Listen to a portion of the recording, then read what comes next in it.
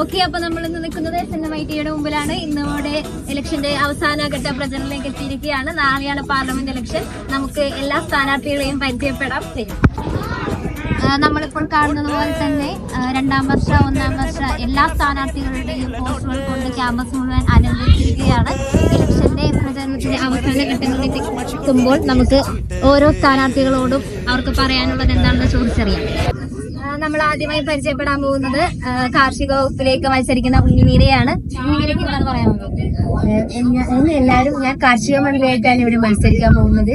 എല്ലാവരും എന്നെ വോട്ട് ചെയ്ത് വിജയിപ്പിക്കുക. അടുത്തതായി നമ്മൾ പരിചയപ്പെടാൻ പോകുന്നത് സ്പീക്കർ സ്ഥാനത്തേക്ക് മത്സരിക്കുന്ന നവീൻ കൃഷ്ണയാണ്. നവീൻ കൃഷ്ണയോടൊപ്പം മറ്റ് അനുയായികളുണ്ട്. നമുക്ക് അവരോട് വളരെ നല്ലൊരു മത്സരമായിട്ടാണ് നമ്മൾ ഇത് കണക്കിപ്പെടുത്തുന്നത്. ശക്തമായ എതിരാളി തന്നെ പക്ഷേ ഇത് നമ്മൾ എല്ലാ ജനങ്ങളും ഇന്ത്യയിലെ വോട്ട് രേഖപ്പെടുത്തുമെന്ന് ഞാൻ പ്രതീക്ഷിക്കുന്നു. നിങ്ങൾ വളരെ നല്ലൊരു. അടുത്തതായി നമ്മൾ പരിചയപ്പെടാൻ പോകുന്നത് ആരോഗ്യമന്ത്രി സ്ഥാനത്തേക്ക് മത്സരിക്കുന്ന ചെറു എന്ന വിളിപ്പേരിൽ ഈ ക്യാമ്പസ് മുഴുവൻ അറിയപ്പെടുന്ന നന്ദനയമ്മാറിനെയാണ്. അപ്പോ നന്ദനയമ്മാറും അനുയായികളോടെ ഉണ്ട്. നമുക്ക് നന്ദനയമ്മാറിനോട് ചോദിക്കാം, എന്താണ് താങ്കൾക്ക് ഈ ഇലക്ഷനെ പറ്റി പറയാനുള്ളത്? നമസ്കാരം, ഞാൻ നന്ദന. നാളെ ഇവിടെ നടക്കുന്ന ഇലക്ഷനിൽ ആരോഗ്യ മന്ത്രി സ്ഥാനത്തേക്ക് മത്സരിക്കുന്ന ഒരു സ്ഥാനാർത്ഥിയാണ്. എൻ്റെ ചിഹ്നം മാസ്ക് ആണ്. അപ്പം നിങ്ങൾ വോട്ട് ചെയ്യുക. അതല്ലാണ്ട് എനിക്ക് വേറെ പറയാൻ പ്രത്യേകിച്ച് വോട്ട്. അടുത്തതായി ഇവിടെ ജ്യോതികയുണ്ട്. ജ്യോതികയും സ്പീക്കർ സ്ഥാനത്തേക്കാണ് മത്സരിക്കുന്നത്. ജ്യോതിക, എന്താണ് താങ്കൾക്ക് പറയാനുള്ളത്? സ്പീക്കർ സ്ഥാനത്തേക്കാണ് എല്ലാ മേഖലയിലേക്കുള്ള ആൾക്കാരെ അവതരിപ്പിച്ച് കൊണ്ടുപോകാൻ പ്രതീക്ഷിക്കുന്നു.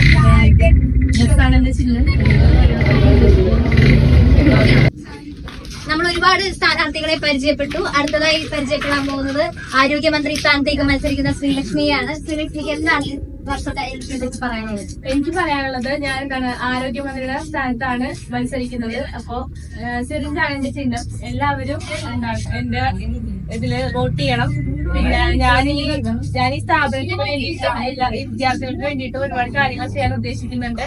എല്ലാവരും ആരോഗ്യപരമായ ഇത് എന്റെ കയ്യിലായിട്ടാണ് ഞാൻ ചെയ്യുന്നത്. ഹെൽത്ത് എന്റെ കയ്യിലാണ്.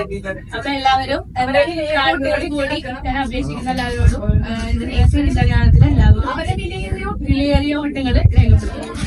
അടുത്തത് സാംസ്കാരിക വകുപ്പിലേക്ക് തന്നെ മത്സരിക്കുന്ന അഹന ഇവിടെയുണ്ട്. നമുക്ക് അഹനയോട്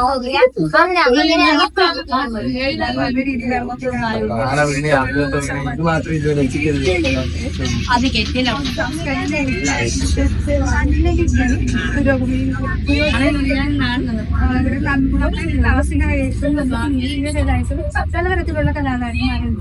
ചിത്രകാരൻ, ഗായകര്, അങ്ങനെ പലതരത്തിലുള്ള കലാകാരന്മാരെയും ഉയർത്തിക്കൊണ്ടുവരാൻ ഞാൻ ശ്രമിക്കുന്നതായിരിക്കും. ഇവിടെ ഒന്നാം വർഷ വിദ്യാർത്ഥികളും രണ്ടാം വർഷ വിദ്യാർത്ഥികളും ഇരിക്കുന്നുണ്ട്. നമുക്ക് ഇവിടെ ഈ വർഷത്തെ ഇലക്ഷനെ പറ്റി എന്താണ് പറയാനുള്ളത് ചോദിക്കാം. നമുക്ക് എന്താ പറയാനുള്ളത്? ഇത് സാംസ്കാരിക പ്രധാനമന്ത്രി ഇപ്പോഴത്തെ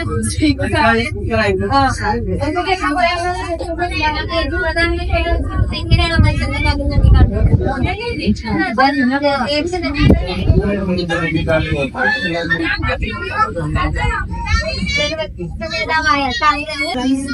ഭയങ്കരമായിട്ടാണ് ടൈറ്റ് ആയിട്ടാണ് എനിക്ക് അറിയുന്നത്. ആര് ജയിക്കും ആര് ജയിക്കില്ല എന്ന് നമുക്ക് ആർക്കും പ്രൊഡിക്ട് ചെയ്യാൻ പറ്റില്ല. അടുത്തത് സാംസ്കാരിക സ്ഥാനത്തേക്ക് മത്സരിക്കുന്ന ഒന്നാം വർഷ വിദ്യാർത്ഥി ഹരീഷിനോട് നമുക്ക് ചോദിക്കാം, എന്താണ്? 100% വിജയം പ്രതീക്ഷ.